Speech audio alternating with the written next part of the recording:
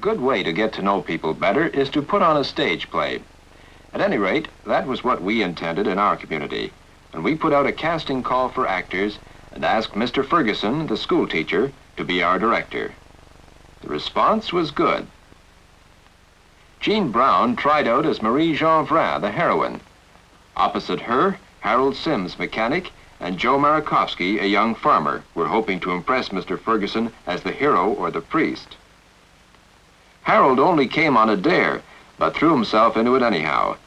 Also present were Paul Boivin, store clerk, trying out as the rejected suitor, John P. Mills, banker and probable villain, and Mrs. Louise Provost, housewife, mother of a family, and apple pie expert.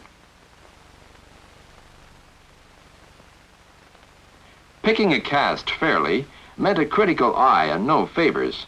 When it came to selection and rejection, we trusted our director's judgment because of his experience with a playgroup at college. We expected those who had shown the most ability would get the biggest parts. But Mr. Ferguson explained to us that choosing actors was as much a matter of achieving contrast between the characters as of the actors' individual abilities. He suggested that the disappointed ones could best apply themselves to the equally important backstage jobs and learn from observing others. By way of a useful surprise, and with the help of the art class at school, Mr. Ferguson raised the curtain on a model stage designed to help work out our problems in miniature. Every play should have one, he said. It's not a doll's house, it's a necessity. It was here for the first time that we saw the characters whose personalities we were expected to project through the invisible wall separating the stage from the audience. At first, we thought the set looked too large for our shallow stage, but Mr. Ferguson demonstrated that everything had been planned to scale. Clever use of perspective and design gave it a feeling of depth and spaciousness. Of course, on that particular occasion, the characters were our main interest, and we were eager to see how Mr. Ferguson had cast each of us. We weren't quite sure we all agreed, and Mrs. Provost had to be reassured she wasn't that, plump.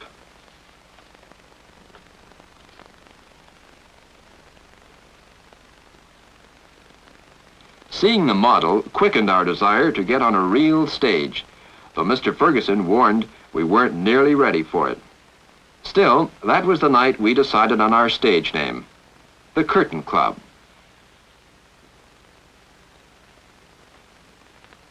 Study the play itself for your next assignment, said our director. Find yourselves a quiet spot and settle down to a bit of serious work. Try to discover what makes the characters tick. How do they build up interest? What are their motives? And why do they react the way they do? Never mind memorizing the lines yet, he advised us. Getting to know your character better is the important thing. The lines will then come naturally.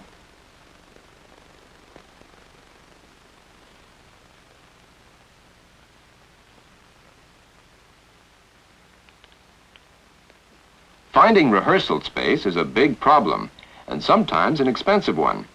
Since our community hall was always booked well in advance, Mr. Ferguson suggested we again meet in his living room. We had digested the play thoroughly by this time, and now we were going to work out the stage business. That is, the movements and actions that best suited the lines. The first thing to do was to rearrange the furniture so we could get the feel of what the stage would be like with the set in place. Mr. Ferguson said he didn't think his wife would mind. He was always moving it around for her anyway. Mrs. MacDonald was already getting to know the props and put the Quebec heater in place all by herself. Not much like a busy hotel in Yellowknife, but all the necessary elements were there for acting. This was going to be a difficult rehearsal. Each of us would have to overcome the feeling of complete idiocy that attacks you when you get up to perform in front of people you've known all your life. We all took our positions awkwardly, under the director's eagle eye. That is, all but one. Was Jean becoming a prima donna? We didn't really think so, But the director gave us a valuable lesson in preparation. Maureen, our promptress, was suddenly propelled into the limelight, and we started off on schedule. Somebody would lose her part if she didn't hurry.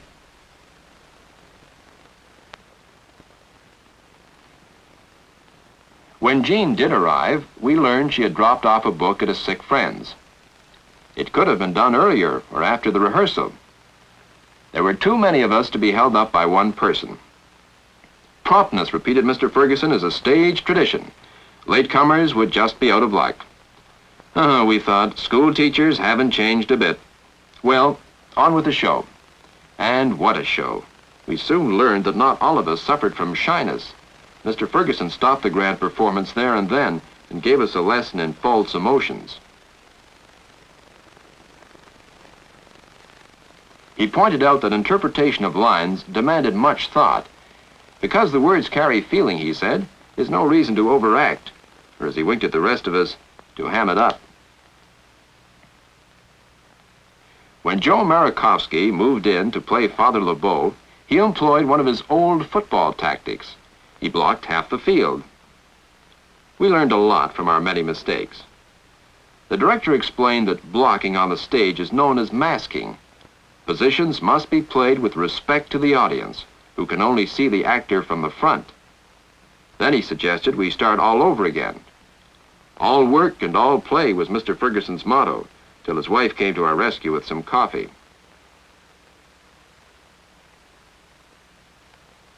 Jean and Harold were still having difficulty in understanding the background of their characters, since Jean had never been a waitress and Harold had never worked around a mine. We were all a bit wooden in our actions, so the director suggested an exercise in improvisation to loosen us up. Jean and Harold were the first victims. Now, we'll just move this table up here to represent the counter in the hotel, okay? Now, a bench for you.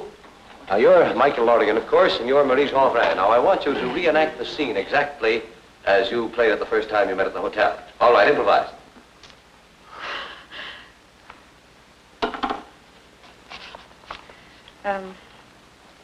Will there be anything else, sir? No. Oh, you're the quiet type, aren't you? Say, what's your name anyway? Michael Lorigan. Oh, Irish, huh? Certainly it's Irish. What's yours? Oh, gosh, I'm stuck. Marie Jeanvrin. Oh, Irish, eh? I should say not French, of course. Oh. I guess coming out of the mines has made you bright all of a sudden. Well, somebody has to be bright around here. I don't know why I'm wasting my time with a fellow like you. There are so many nicer boys around here. They don't laugh at me. Guys as far up north can't afford to laugh at you. Why do you, then? Well, I guess I haven't been here long enough. That'll be $1, please. Oh, here. It wasn't bad, but it was still pretty static. Voice projection was next. Before we tackled our lines, Mr. Ferguson suggested we'd best iron out our speech difficulties so he wouldn't have to unlearn our mistakes. Listening to your own voice is always a surprise. $300. You insult me with your money. I call all the saints in heaven to see how I treat your money. Ouch! You let me go this instant, Michael Lorigan. Of course, not all of us had mechanical gadgets to help us, so we practiced at home, in the basement or in the bathtub, or during lunch periods at work. Sometimes the results were startling.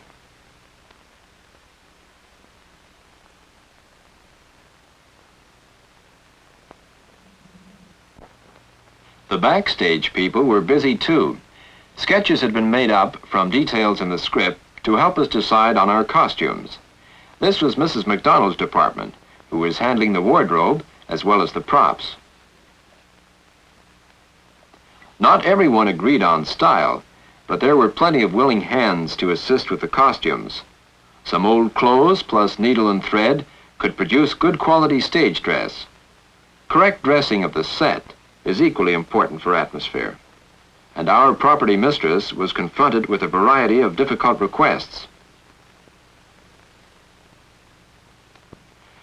We knew we could depend upon you, Mrs. McDonald. It's surprising how many people are willing to help in a community effort. Of course, we'll see you two gentlemen at the play. I think I have some tickets with me. They're going fast, but I can let you have a couple. That'll be $1.50, please. Really, Mr. Benwick, a hall full of complimentary tickets wouldn't be a very good investment now, would it? Oh, and thank you for the chairs. Incidentally, finding a good stage manager is a task for any director. A good stage manager is the most important person in the group, or so we told Dick Gibbs. Dick supervised the building of our scenery in the shed at the rear of his tonsorial parlor. The flats he made were light and easy to handle, well strengthened for wear and tear with plywood corner pieces. He was determined that our flats would have a professional touch without being elaborate. He was fond of explaining to anyone who would listen his new discovery that sizing mixed with the first coat of paint made a good surface for the second coat. It also stretched the factory cotton with which we covered our flats. Factory cotton was cheap, we found, but perfectly serviceable. To facilitate handling, the flats were built with frames to hold removable doors and windows. Everyone was so brimful of ideas and eager to get into the act.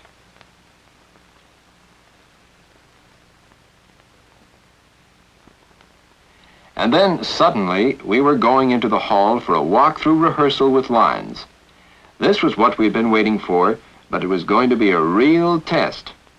Dick Gibbs organized a rough set with odd props that were on the stage, and Wendy Morris dropped in with his camera to take a few publicity stills. Some wise public relations there. An eye-catching photo can't do any harm.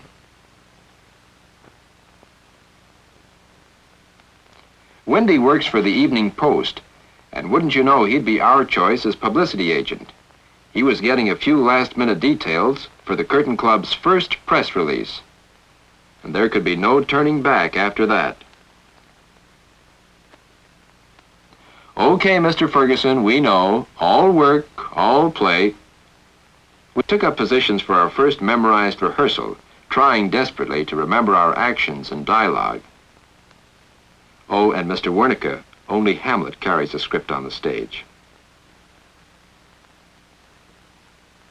Mr. Ferguson had always warned us that we must play for the benefit of the last rows in the house, so today he went back to sit in for them. It seemed a long way to project our voices without a megaphone, but Mr. Ferguson said he wanted to hear every word clear to the back of the hall, and no shouting. Thank you. Okay. Take it from where Marie throws the water at Michael.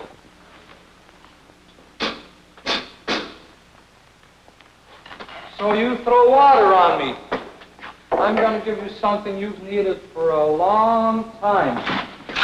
Hold it. Hold it. Look, Michael, you're not only masking Marie, but your audience will never be able to hear you if you talk into the back of the stage. Well, how should I do it then? I suppose I don't go back so far, but come over to the table like this and duck across this way. Then Michael won't be masking me. That's a good idea, Marie. Now, Michael, there's a right and a wrong way of turning on the stage, depending on your position. In this case, by turning in the other direction and speaking as you come around, you'll be directing the speech to your audience, and that's what we want. Okay? Let's try it that way. Okay. So you throw water on me. I'm going to give you something you've needed for a long time.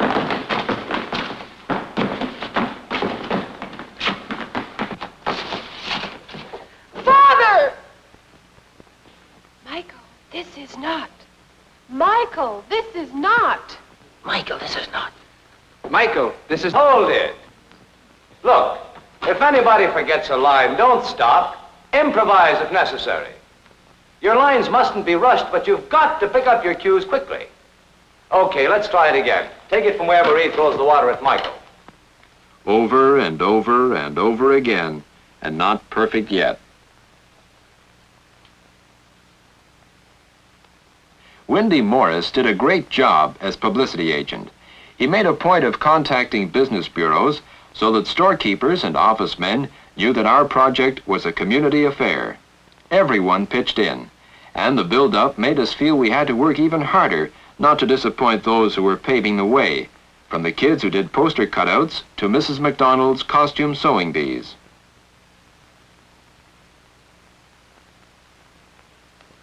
I'll never forget the day we moved in with our equipment.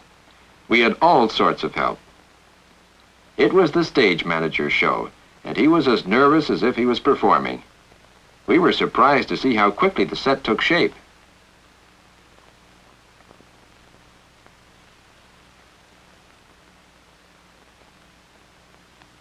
The scenery fitted together easily.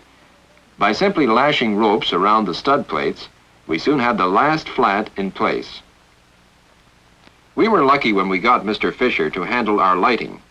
He used display spots from his own electrical supply shop. He's probably wired more homes than any other electrician in the county. Jim Blake acted as Mr. Fisher's assistant and doubled as stagehand. You should have heard the stage terms. The front curtain, Dick Gibbs said, is called a traveler, and this one is going to open up smoothly. No amateur stuff on my stage.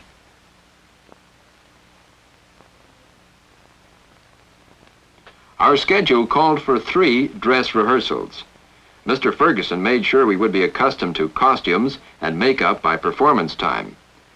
We had been stuck over what to do about makeup, so we contacted the Provincial Recreation Office, and they sent Mrs. Murray as our makeup expert. Under her supervision, some of us tried messing around with our own makeup. Mrs. Provo was given the full treatment. Her vanity balked a bit over the accentuation of her aging lines, but most of us were as pleased as kids with mud pies. Anyway, Mrs. Murray said that, properly blended with powder, the lines would look natural under the stage lights. When she saw how green we were, she added with a sigh that she'd come back in the fall if we liked, and give us a course in handling makeup problems. Harold Sims was her worst problem that day. He didn't take kindly to grease paint at all. Axle grease was no novelty to him, but cold cream and lipstick? He was no sissy. Of course, neither was Mrs. Murray. The grease pit was never like this.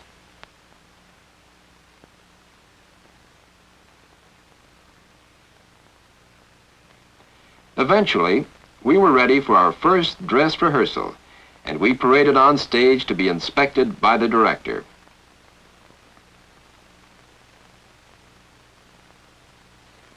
No line of recruits was ever cockier. We were pretty sure we looked like red-hot professionals. But Mr. Ferguson didn't appear too impressed.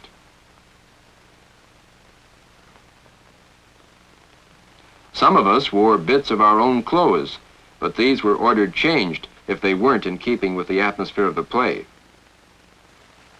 The wardrobe mistress kept track of all the changes to be made. Paul Boivin threw himself into the character of Louis Hébert wholeheartedly. Mr. Ferguson, however, took one look at his makeup and demanded, "What did you put that on with? A putty knife?" The aging lines were too dark, and the rouge hadn't been blended in sufficiently. Next time, Mrs. Murray will do the job for him. Mr. Wernicke was next to come under fire. His costume was fine, but like Louis Hébert, his makeup left much to be desired. "The audience," said Mr. Ferguson, "will think that your throat is cut, and when you stick your neck out, see that it's covered with makeup." Father LeBeau discovered that priests do wear trousers, but was informed he could have the lead in our first variety show. But Mr. Dinsmore, our good-natured villain, was beyond reproach. 1 out of 7 is a good average, said our director, but we didn't think it was so hot ourselves. A borrowed spotlight shining through a window gave a real look of sunshine on the set. Meanwhile, we did the last-minute adjustments called for during the inspection. We were all impatient to get started, and at times like that, It's easy to forget the walls aren't bricks and mortar. "Don't worry about it," said our stage manager. "I'll have it fixed by performance time." Dick certainly had things under control. His end was going smoothly. Mr. Fisher soon found the trouble. Even a simple curtain pulley can get twisted by amateurs. But our dress rehearsal finally got underway in the presence of a small but critical group of stagehands and friends. This helped us to get used to an audience. We were proud of our set and the atmosphere it achieved. Our lighting was simple and effective. And you can see why our director called for 3 rehearsals. While the electrician cursed, Gene and Harold did some quick improvisation. Mr. Fisher found the trouble all too soon, but our hero and heroine made a neat recovery. After that, things seemed to run more smoothly, and for once, Mr. Ferguson seemed pleased. Those last 3 days were busy ones for all concerned. Our secretary worked in close cooperation with Mrs. McDonald, settling our accounts and balancing up the ticket sales. Programs were an attractive but inexpensive item. We had them printed on a variable type stencil machine in a local business office. We were fast approaching the actual performance night of The Courting of Marie Jean Vrin. One thing we were glad of, the people came in droves. The ticket sellers had done their work well and brought out members of nearly all the community groups. Many of these had helped us in one way or another and had come to wish us luck. But they all wanted to see a good show. Already it was nearly curtain time. The house was just about full, and the seats that were left weren't always the most conveniently situated.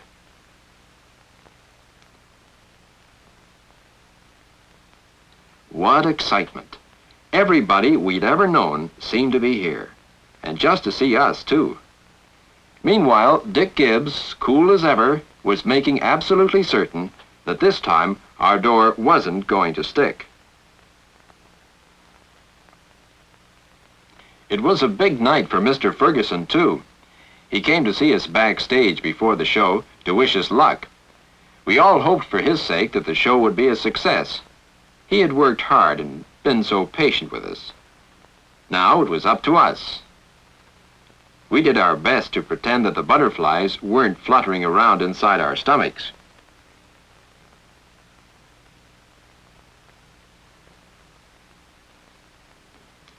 We felt envious of Mr. Ferguson as he went out front to take his seat.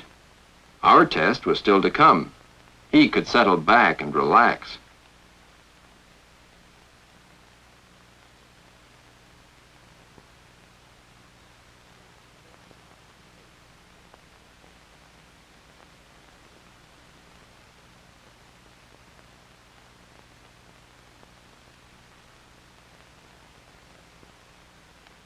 The house lights went down, and the fourth wall folded into the wings. Each of us took a deep breath. We were on stage. Luckily, we got off to a good start. Almost from the opening lines, we seemed to get through to the audience. Even the children were pleasantly quiet, and there were quite a few of them. One man had brought his entire family to see the show.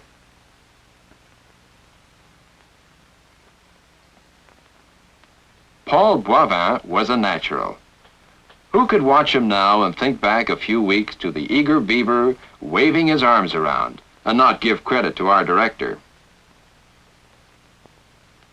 And Joe Marikowski, no more football tactics on the stage for him. Jean Brown's father could well be pleased and proud of his daughter's dramatic talents. She was no prima donna as we had once feared. Gene and Harold had certainly come a long way since their first improvisation. By now, all of us felt perfectly at home on the stage, and the audience was enjoying it. Before we knew it, we were into the grand finale. You're a bad-tempered, willful, spoiled brat with no mind of what you want. crying for a cow like a baby cries for the moon. There's $300. $300. You insult me with your money. I call all the saints in heaven to see how I treat your money. Take it! That's my daughter. And take that to you, parasite, Marie! Child, you mustn't. So you throw water on me. I'm going to give you something you've needed for a long time.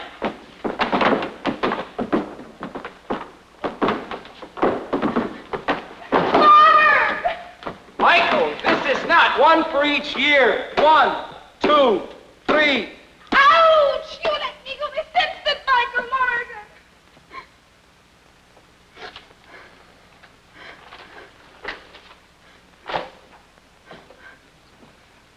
Look at me, Marie Chanvray. Will we be getting married before the Lenten season? You will make a wonderful husband, Michael.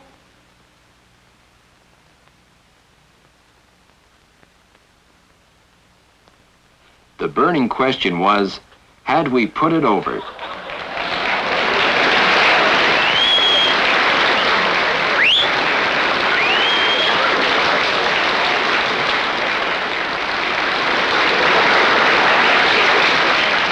It looked as though the show was a success. Certainly the relatives and parents were enthusiastic. Even the critics gave us a hand. And Mr. Ferguson admitted he enjoyed it too.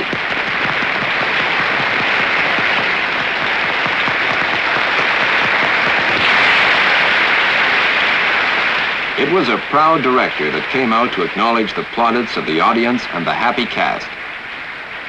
Then waved the backstage people out for their share of the glory.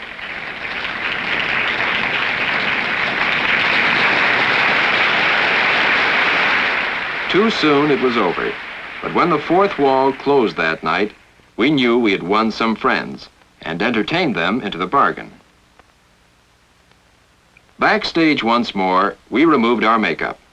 We wanted to dash out then and there to celebrate, but Mr. Ferguson reminded us there was still work to do. The community hall had been booked for the following morning, so our set had to be cleared away that night. Our stage manager took it all in his stride. You could walk right out the door with it, he said. And the way his crew went about it, we weren't held up for very long.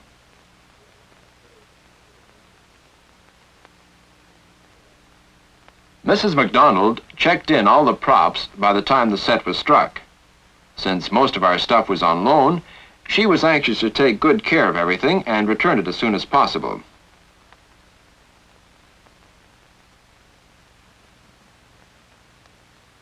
We were a tired but happy group as we congregated in Mrs. Ferguson's living room late that evening.